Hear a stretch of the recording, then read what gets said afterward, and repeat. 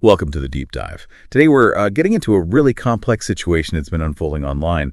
It involves James Charles, but it actually kicked off with some serious allegations from Kayla Merrick about her ex-boyfriend, Evan Johnson. Yeah, and our goal here isn't just to rehash the drama. We really want to, try and untangle this web of claims, the responses, everything, and see what it tells us about, influencer culture and accountability. We're mostly looking at Peter Monn's YouTube commentary and James Charles's own reaction. Right. Now, a lot of you probably follow influencer stuff, so this kind of controversy might feel familiar, but we're aiming to go a bit deeper than just the surface-level gossip, hopefully pull out some real insights. Sure. Okay, let's dive in.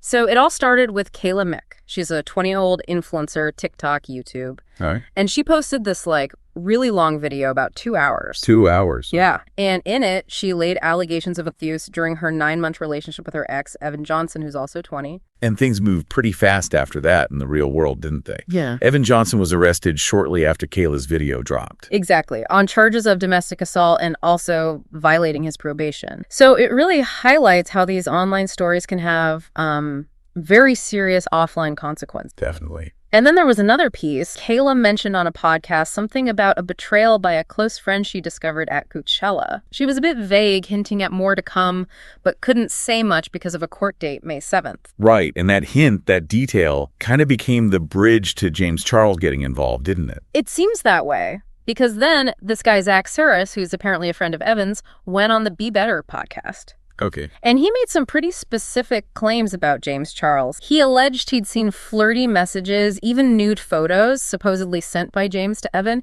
He even mentioned James calling Evan daddy. Whoa, okay. That obviously blew things up. Yeah, that really dragged James Charles right into the middle of this whole thing. Suddenly, it wasn't just about Kayla and Evan anymore. And the rumors started flying then, right, about James flying Evan out, maybe money or gifts changing hands, even that James paid his bail. Exactly. All sorts of unconfirmed stuff started circulating online, making the whole situation even messier and more complicated. So let's bring in Peter Monn. How did he initially react to all this swirling around? Well, funnily enough, Peter Monn mentioned he was actually recovering from passing a kidney stone when his DMs just exploded with messages about James Charles. Oof, rough timing. Yeah, really. So he said he was still kind of catching up, but he shared some early thoughts based on an article he'd read on a Facebook page, Your Problematic Faves, I think. Okay, and what were those initial thoughts? One of the first things he tackled was this idea that James Charles was being canceled again. He mentioned James's age, 25, turning 26 next year, not 26 as initially reported sometime. Right, the canceled again narrative. Yeah. But Monn questioned that, didn't he? He really did. He basically asked, what does canceled actually mean here? James is still successful, he's wealthy,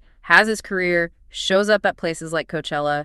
It doesn't really fit the picture of someone who's actually, lost everything. Yeah, that's a fair point. It's not like he's been deplatformed entirely or can't earn a living. Exactly. Monn contrasted it with people who genuinely lose their platform, get fully demonetized, have no way back. James, despite everything, still has a massive reach and income. So Monn also looked back at James's history, right? The previous controversies. Yeah, he didn't shy away from that. He brought up the past allegations about hitting on straight men, the whole massive Toddy Westbrook situation, and the really troubling stuff about conversations with miters. The situation where James himself called them his victims in that apology video, holding myself accountable. Precise. And Monn connected this history to his concern about organizations like GLA inviting James to events. So what was his issue there? He felt it kind of looked like an endorsement, or at least overlooking problematic behavior. And he worried it sends a weird message, especially to young LGBTQ plus kids looking for role models, when there are maybe others who could be highlighted. That's an interesting perspective on the impact beyond just James himself. Yeah, the potential message it sends. Yeah. And Monn also suggested James might have a strategy of rebuilding his audience with younger people who don't know the history. How so? Pointing to things like getting involved in the Roblox community, doing TikTok trends, basically engaging with demographics maybe less aware of the Tati drama or the conversations with minors. Kind of cultivating a fresh audience. That was Monn's read on it. He even mentioned a comment apparently made by Antonio Garza, who used to be friends with James. Garza supposedly said something like, James has shown who he is repeatedly, and his new audience doesn't know, and they shouldn't have to understand predatorial behavior. Wow. That's a heavy statement. It really speaks to that disconnect between past actions and current audience awareness. It does. So wrapping up his initial take, Monn basically said he felt sorry for Kayla, wasn't surprised by the new allegations surrounding James, and kind of predicted this sort of thing might happen again. Okay, so that was the initial reaction phase. But then James Charles himself responded, right? He did. He put out his own video, and Peter Monn reacted to that one too. Monn noted he got flooded with DMs about James's response as well, showing how invested people were. And the timing of James's video was interesting, you mentioned. Yeah, Monn pointed out it came out pretty soon after the news about the court outcome for Kayla and Evan, which, raises questions about whether the timing was strategic. So what did James say in his response? What was his side? He flat out denied any sexual relationship with Evan. His explanation was that he initially supported Evan because he felt Evan manipulated him with a similar story about being in a dark place after being canceled, something James felt he could relate to. Interesting framing. James did say the focus should be on Kayla's experience, but he also acknowledged that, his own history makes him a part of the story whether he likes it or not. But Monn found a contradiction there, didn't he? About supporting Evan despite the abuse claims. Yeah, Monn honed in on that. Why support Evan after Kayla had made these very public, very serious allegations of abuse against him? It seemed inconsistent. Did James explain that? James claimed that within about 3 days, he started feeling Evan's story was iffy, but he'd already invited Evan to come stay with him in LA by then. So he invited him even with doubt starting to creep in. According to James, yeah, which Monn found questionable. Interestingly, Monn actually said watching James's video, his initial gut reaction was that it seemed kind of authentic and believable. Really? But then he immediately followed up with a big but. He cautioned everyone not to just accept it, given James's track record of similar apology or explanation videos, like the No More Lies one after the Tati situation. History matters, basically. Okay, so a believable performance perhaps, but maybe not the whole truth. That seemed to be Monn's takeaway. And then James took a more aggressive turn. He threatened legal action. Against who?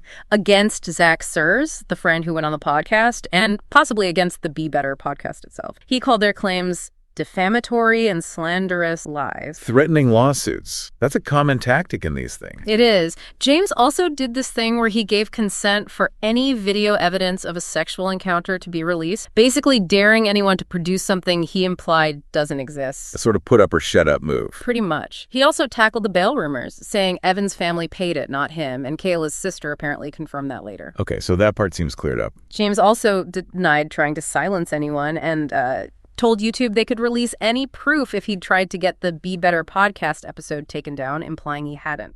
And what about contacting Zach Sears' modeling agency? James addressed that too. Said his lawyers did contact them, but only to get contact info for Zach's own legal team. Framed it as just standard procedure, not intimidate. And finally, he expressed sympathy for Kayla. Yeah, he ended by saying he felt for Kayla and regretted getting involved at all, sort of an acknowledgement that it blew up badly. All right, so that's James's response. How did Peter Monn analyze that? Did he buy the legal threat? Monn was pretty skeptical. He compared it to Jeffree Star, who often threatened lawsuits that didn't actually happen. Monn seemed to think this might be similar bluster. And legally, what would James even sue for? Monn touched on that. Yes, slander, defamation. But Monn pointed out it's really hard to prove actual financial damages, especially when James seems to be, if anything, gaining followers through the drama. Proving you lost significant money because of slander can be tough for influence. Plus, Monn raised a really interesting point about the risk to James if he actually sued. Exact. This was key. Monn explained that a lawsuit could open James up to discovery, depositions, witness testimony, potentially dredging up all the past allegations, like the ones involving minors, under oath. Ooh, right. Things he probably doesn't want re-examined in a formal legal setting. Precise. Monn said even if James won the defamation case, it creates a public legal record, a transcript that could be used against him later, backfire bad. So a risky gamble. Monn also felt James was focusing on the wrong thing. Yeah, Monn argued that James's heavy focus on denying the sexual relationship was maybe distracting from the bigger issue, which Monn saw as James choosing to support someone publicly accused of domestic violence in the first place. That seems to be Monn's core criticism throughout. It does. He also found it a bit weird that James and Kayla, despite this shared connection through Evan, apparently only communicate via Instagram. Just a small detail Monn picked up on. And Monn brought up the Be Better podcast again, did something about a prediction. Yeah, this was fascinating. Monn recounted how the Be Better podcast hosts had apparently predicted exactly how James would respond. Deny knowing about the abuse beforehand, frame it as helping a suicidal friend,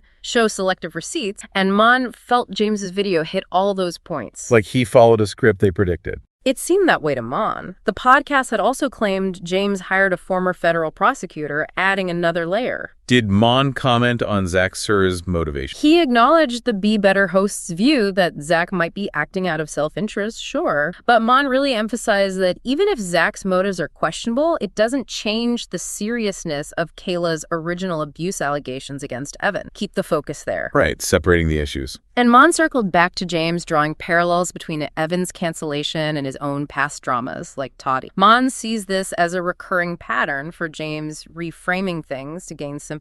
Contrasting James's actions with Kayla's bravery. Yes, Monn highlighted Kayla's courage in speaking out and suggested the timing of James's video right after the court result felt self-serving, more about image management for James than supporting Kayla. Monn also didn't let James's past behavior slide, did he?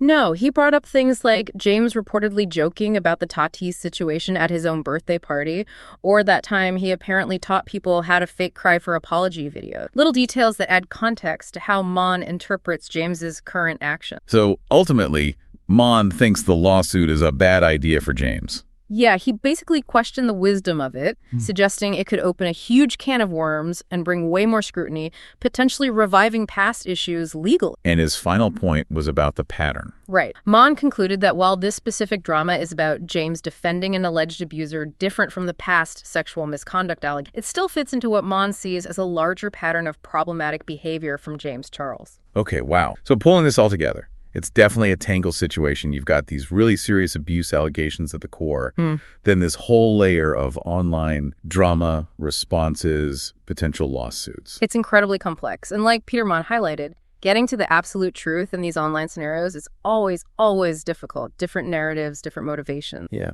Our goal here was really just to lay out the sequence of events and the perspectives, especially drawing from Peter Monn's analysis to give you a clearer picture than you might get from just scrolling through a feed. Hopefully providing a bit more context and structure to understand how things unfolded based on Monn's commentary on the initial claims and James Charles. Absolutely. And that kind of leaves us with a final question for you, the listener, to think about. When you look at this whole situation, this cycle of influencer controversy, the debates about accountability, what do you think the long-term ripple effects are? Not just for Kayla, Evan, James, or Zach, but for how we see public figures online in general. How does this shape our understanding of truth online and accountability, and maybe even those weird one-sided relationships we form with creators? Something to mull over.